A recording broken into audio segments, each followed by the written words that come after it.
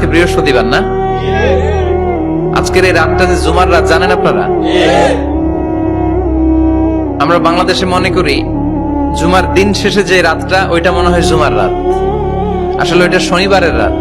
ইয়াউমুস সাবত, ইয়াউমুস সাবত, ইয়াউমুল আহাদ, ইয়াউমুল ইসনাইন, ইয়াউমুল সুলাসা, ইয়াউমুল আরবিআ, ইয়াউমুল খামিস, ইয়াউমুল জুমআ।